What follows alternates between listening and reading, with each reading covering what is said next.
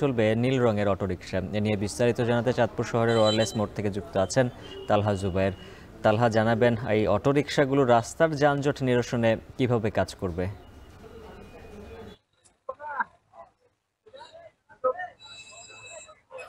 হাফিজ, আসলে চাঁদপুরের যে শহর রয়েছে সেখানে কিন্তু মাত্রাতিরিক্ত যানজটের কারণে কিন্তু যে রিক্সা চলাচল করে থাকে, বিশেষ করে সিএনজি চালিত অটোরিকশা এবং অটোরিকশা, আসলে সেই ধরনের যানবাহনগুলোকে কিন্তু প্রশাসন থেকে নির্দেশনা দেওয়া হয়েছে যে দুই ভাগে তাদেরকে ভাগ করে কিন্তু একদিন পর পর তাদেরকে চলাচলের সুযোগ দেওয়া হবে।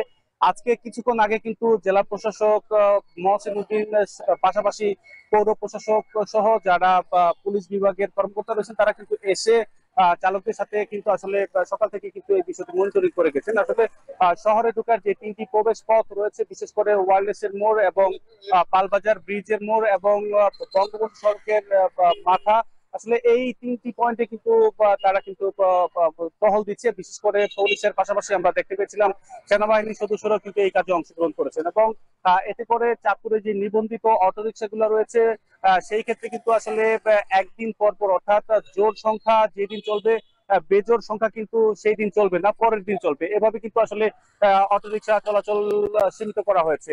পাশাপাশি এই দিনের বেলায়, বিশেষ করে সকাল থেকে সন্ধ্যা পর্যন্ত এই পৌর এলাকাতে কোনো অবস্থাতেই যাতে ভারী কোনো যানবাহন চলতে না পারে, ট্রাক কিংবা তেলের লরি, তা কিন্তু আসলে তারা নিষিদ্ধ করেছে। আসলে আমি কথা বলেছিলাম জেলা প্রশাসকের সাথে, তিনি যেটা বলেছেন যে প্রাথমিক অবস্থায় তারা প্রথম সপ্তাহে কিন্তু চালকদেরকে সতর্ক করবেন এবং তাদেরকে বোঝানোর চেষ্টা করবেন। এর পরবর্তী সপ্তাহ থেকে কিন্তু তারা মোবাইল কোর্টের মাধ্যমে যারা আইন অমান্য করবে তাদেরকে কিন্তু আইনের আওতায় আনবেন।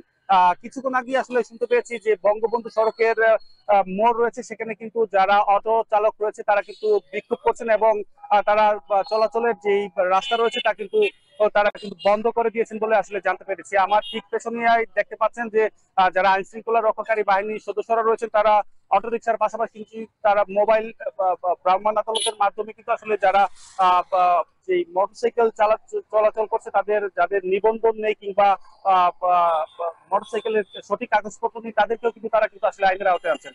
তো আসলে সবকিছু মিলিয়ে চাঁদপুরের যানজট নিরসনের প্রশাসনের যে উদ্যোগ, এই ছিল আমাদের সবশেষ। চাঁদপুর থেকে যুক্ত ছিলেন তালহা জুবায়ের।